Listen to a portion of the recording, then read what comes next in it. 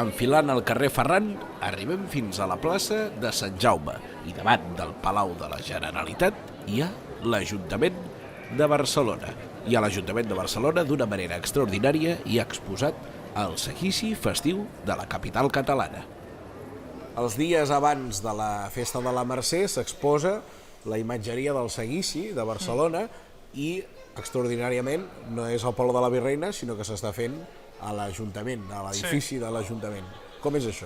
Enguany el Palau de la Virreina està en obres i després de 25 anys, des dels principis dels anys 90, que el seguici s'exposa al Palau abans de les festes de la Mercè, enguany per primer cop s'exposa aquí a la Galeria Gòtica de l'Ajuntament per un motiu tècnic de les obres que s'estan fent al Palau, però la idea és l'any vinent tornar-ho a fer al Palau.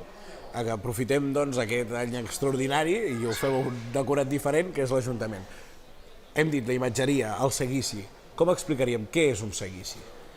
Històricament, les ciutats que han conservat la seva festa major i una estructura més clara, que Barcelona potser s'havia perdut, tenen un seguit de figures que són les que en els actes més transcendentals de la festa acompanyen les autoritats, sobretot a l'anada i tornada d'ofici, i en algun cas en diferents processons del Sant, en activitats el dia de la festa major a la tarda, la prèvia de la festa major. Llavors, totes aquestes figures que la ciutadania reconeix com a pròpies són les que anomenem el seguici popular de cada població. I llavors, aquí a Barcelona només quedaven els gegants, als anys.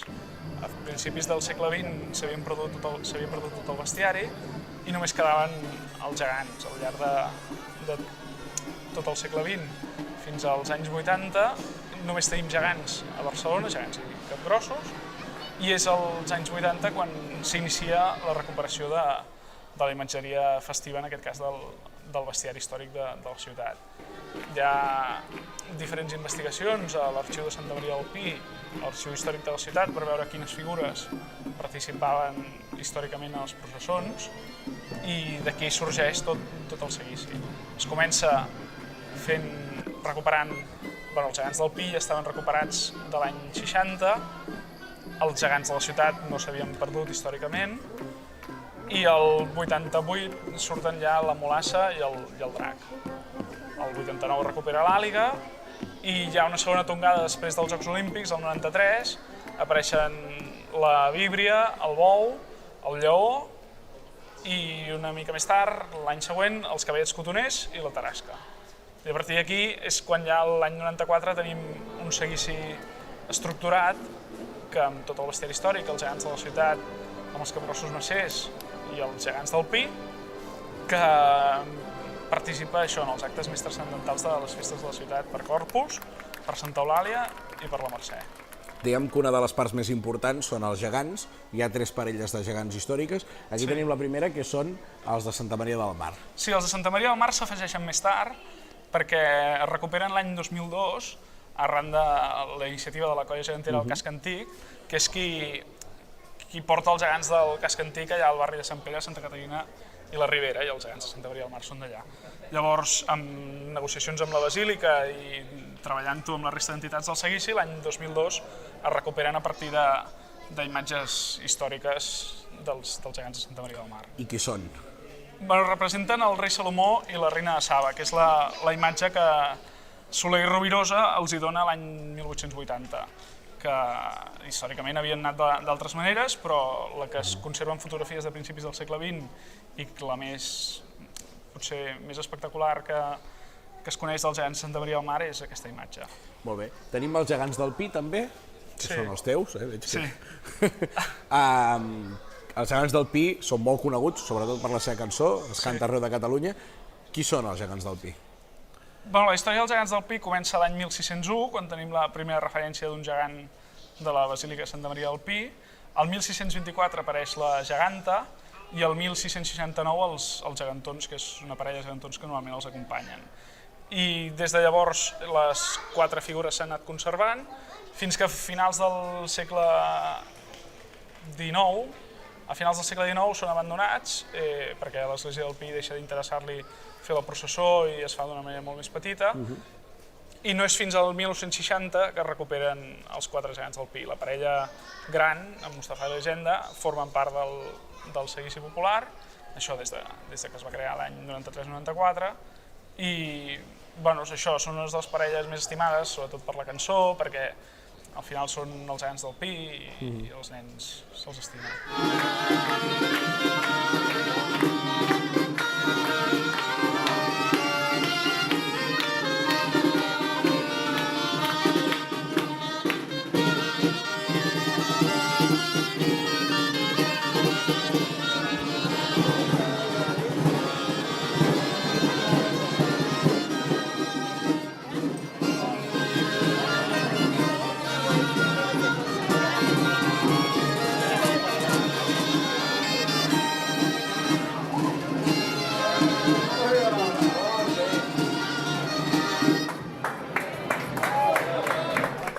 Abans d'arribar a l'última parella de gegants, hi ha l'Àliga de Barcelona. Sí.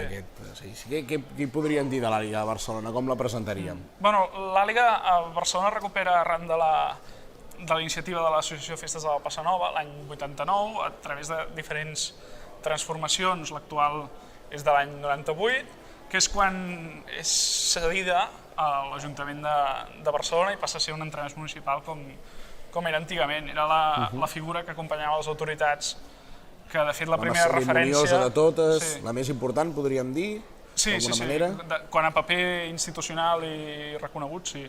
I de fet, la primera referència és per acompanyar les autoritats a Saragossa i va anar a l'Àliga de Barcelona. I és la primera referència que tenim.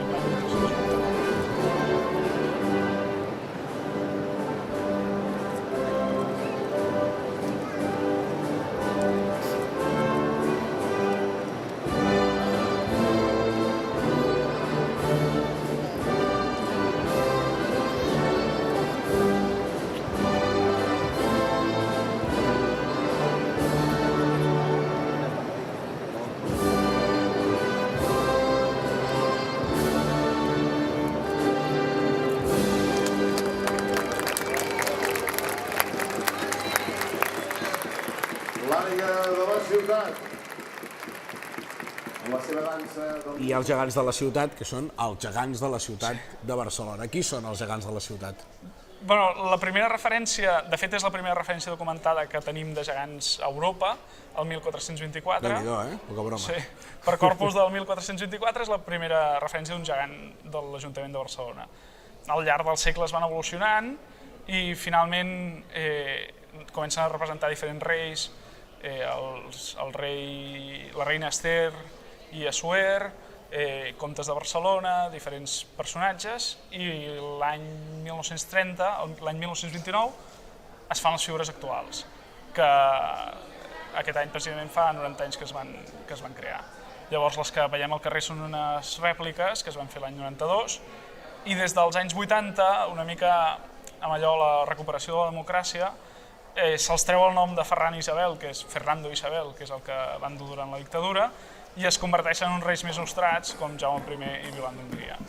I ara, precisament, l'any passat van estrenar vestits, que una mica en la línia aquesta de reis catalans del segle XII, quan van viure Jaume I i Violant d'Hongria.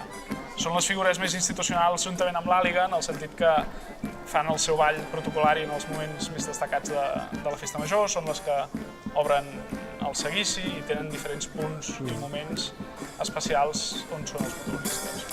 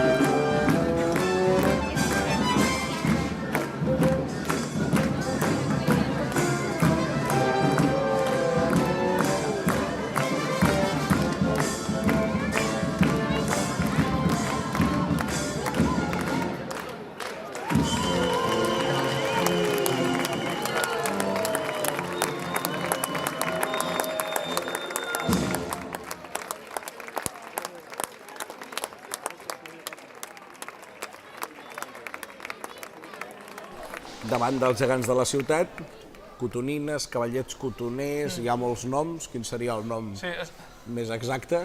Bueno, a Barcelona els diem cavallets cotoners. Cavallets cotoners. Perquè els cavallets a Barcelona hi ha diferents llocs, hi ha propietat del gremi de cotoners, que molta gent es pensa que és perquè realment semblen molt flonjos aquests. Sí, a nivell plàstic són els més diferents.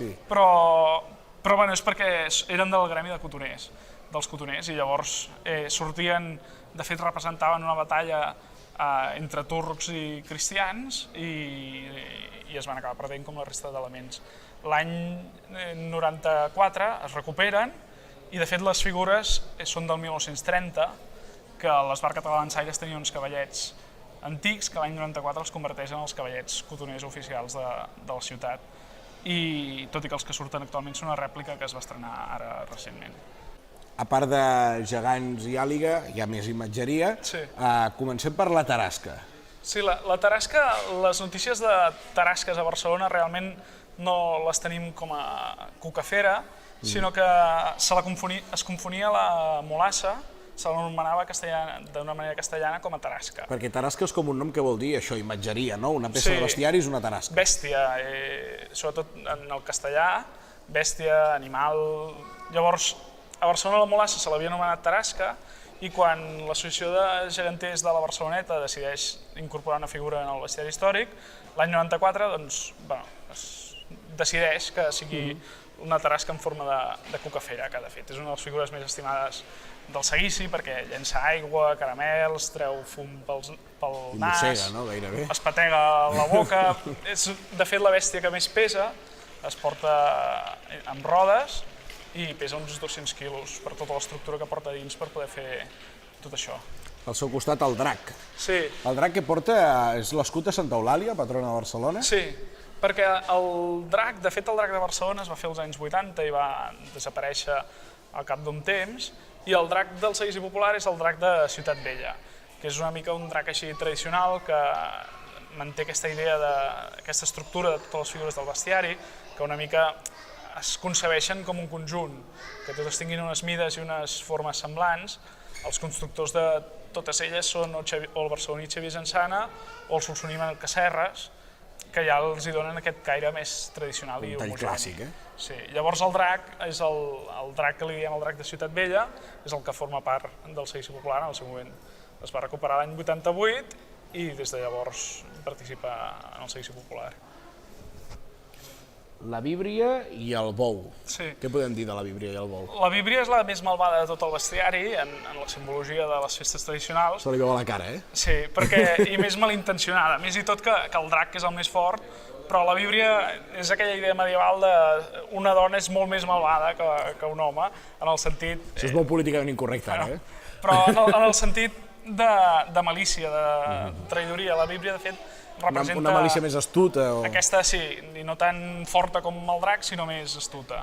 I llavors té ales de ratpenat, cua de serp, pits de dona, i és una mica el que històricament per corpus s'anomenava l'ovibre, que és una figura que havia patit molt precisament pels seus pits, perquè se li havien arribat a tallar i a sortir amb els pits tallats a les processons, perquè el senyor bisbe no volia que sortís un element ensenyant els pits.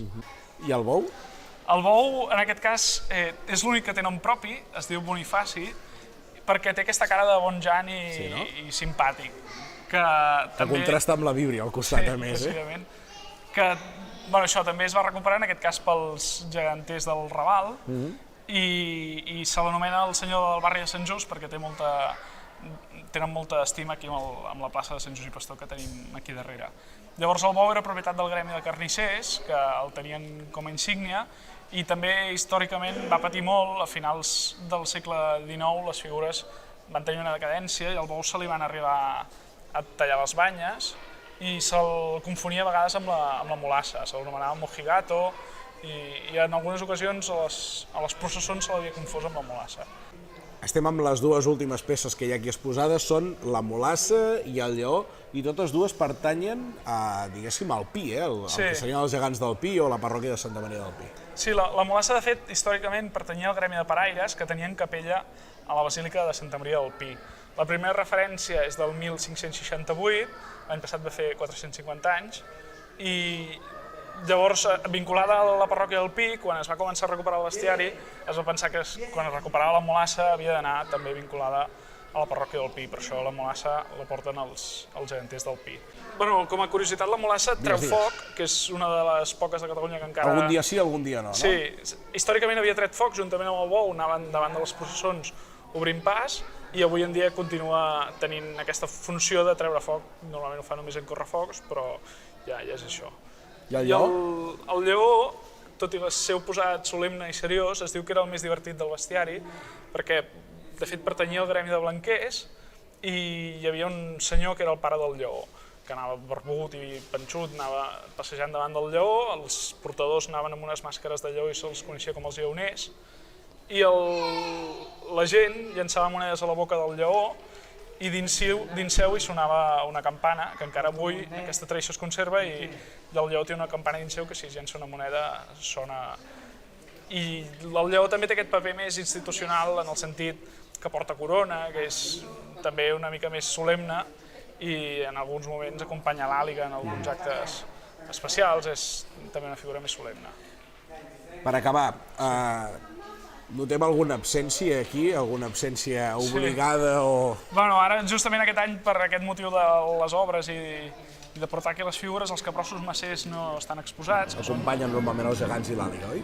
Sí, la parella que obre normalment els gegants de la ciutat, i per motius evidents el seguici ara fa un parell d'anys es va començar a reconstruir i ampliar, i van entrar al Ball de Bastons del Seguici, que no està exposat per motius evidents, perquè no podríem tenir una persona aquí vestida tot el dia. Exposada, i els falcons han entrat enguany per Santa Eulàlia, van entrar al Seguici, i de fet aquesta serà la seva primera mercè.